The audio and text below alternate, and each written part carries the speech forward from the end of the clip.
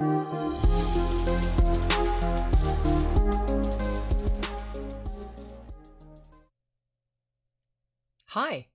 it's me, John_Silva_, and yet again with another video. This time with my coworker Beepo.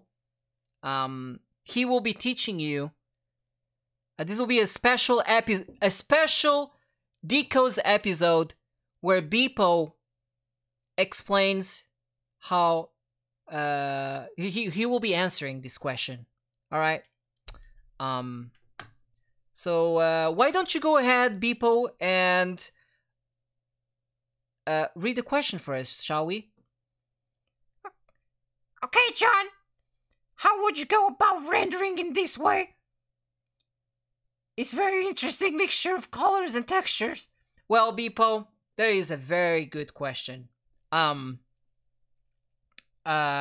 So what? I'll do a part of it, and you'll do another part of it, John. Beepo.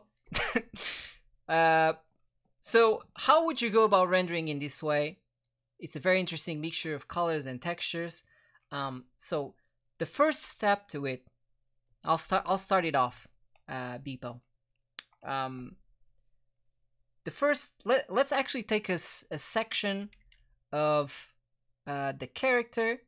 So you know what? Let's do this. Whoa, what the hell? Let's do this little portrait here. We'll zoom it in so we can see everything properly. And we will begin. Let's grab a hard brush. So first things first is you should paint. Initially, you should paint normally. So what I mean by that is, wait, not this brush, this one. So I'm gonna color pick here because I want to keep this video short because there's a few steps to it. So you're painting your character, you know, and here's the face, right? And then here's the little collar thingy, you know, and the shirt. So you're going on your merry way to paint normally. Try not to use much texture. At least not yet. Then you have your hair, right? This guy definitely listens to My Chemical Romance, and I'll do here quick and dirty hair, and there you go. So we'll just do this section because it's gonna be more than enough, especially that multicolor hair, like the multicolor you see on the edge of the hair is pretty neat. So from this point on, I'm gonna lock transparency here. So I would advise you to paint in a gradient manner. So you grab like a soft brush. I'll color pick here for the sake of speed, and you render it normally like you would, with some soft brushes and such. I'm not gonna paint all the details. I'll do like a big mesh, so to speak. Like I'm gonna ignore some of his facial features too, because what you're looking for is the textures that you mentioned and colors. So we'll focus on that. Otherwise, this will be a hour-long video. So blending everything initially. You don't even need to be like too careful with it. It's fine. What you need is value. And Beepo later will explain to you why you need the gradients and the value to achieve that sort of texture. Or at least this is how I could see it done easily. Whether this is how the artist made it or not, I don't actually know. But you'll still get the same effect rather quickly, I'd say. There you go. Here's the hair. All right. And am I forgetting anything before I continue? Maybe just make the, the light here. You know, here's the nose, etc. You have some of the shadows, and we are ready to begin the next phase of answering the question on what makes the texture, how to reach that texture. I'll just do a little thingy there. And once again, like I said, the goal is to give as many gradients throughout as possible, and then Beeple will explain to you why is that a good idea. And my nose is itchy. Here we go. So let's pretend this is like you actually rendered it a little bit. I would definitely do some more work to it than this, but this is good enough to get something going. And now Beeple will explain the rest. Why don't you take over? Beeple Happy is in the chat. Why people happy too? You know, Beeple is a bit nervous with us. So he's gonna explain. Okay. All right. So the first thing you do is you grab any brush you like. Honestly, this can be done with any brush.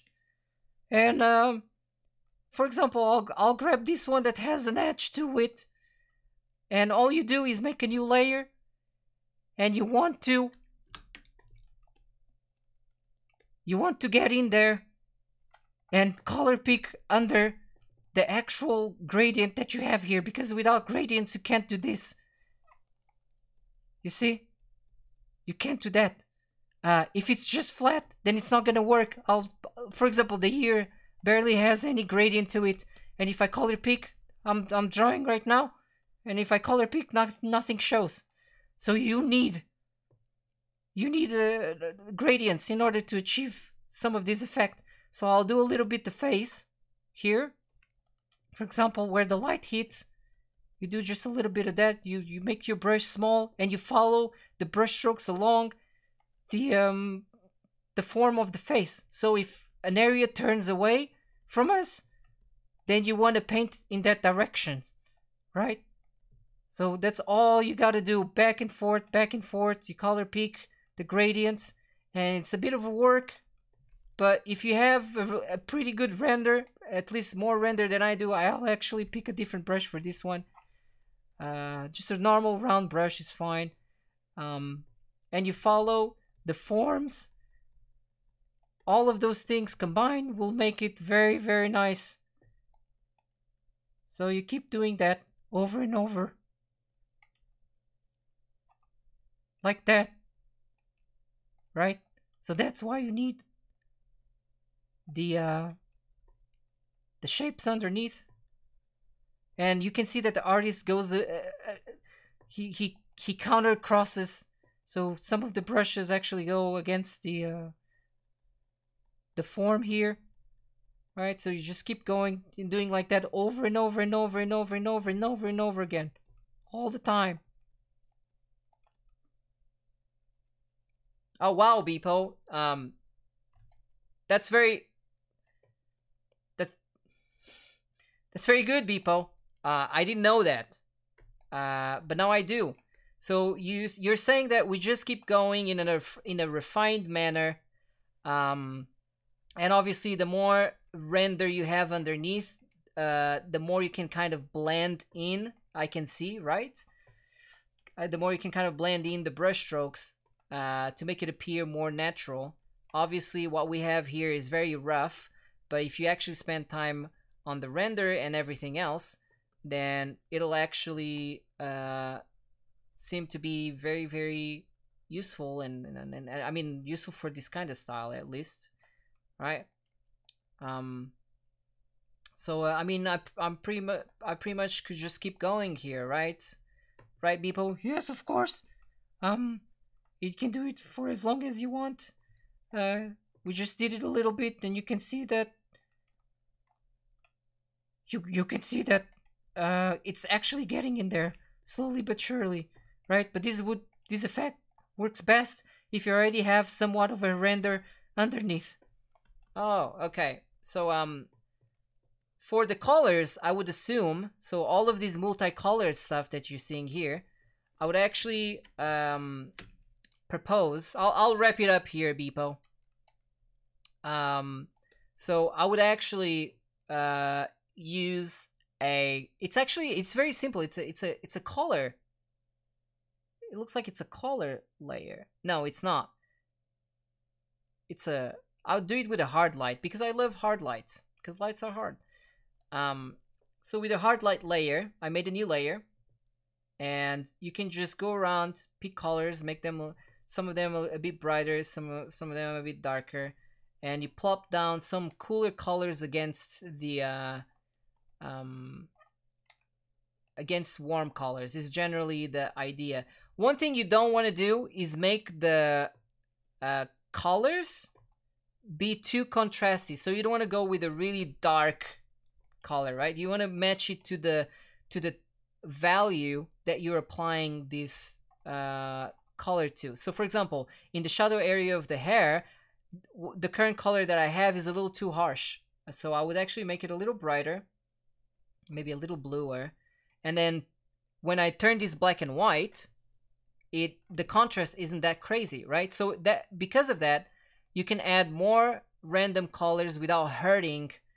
So you can be a bit more like have some more style without hurting the actual painting itself. I believe that you can also use like a color layer could work for this as well, but both ways work, you know. So you can just make sure that you're not going too bright or too dark from the value that you're applying the color to. Obviously, I would need my image to be more finished than what it is now, but I'd say even for this, he sort of sketches them in. That's how it's looking like. He sort of like he draws them with a very small brush, and you know, he keeps applying that over and over and over again, sort of thing. Yeah, there's a little bit here on the side of the cheek here, right? So you can see that he uses the same sort of hatching element, or the hatching texture that makes this style look like that, and tries to blend it in with the rest of the values without making them stand out too much. Now my version stands out a bit too much because I don't have, the hair isn't rendered. There's not enough noise to mask these multicolor brushstrokes that I have here, but you get the point. If you do, then it will work. And that concludes the answer to this video. So if you like me or Beepo, then just subscribe to my stream and add me on all social media. That's John Silva Art. And Beepo, do you want to say anything before we go? Well, I would just like to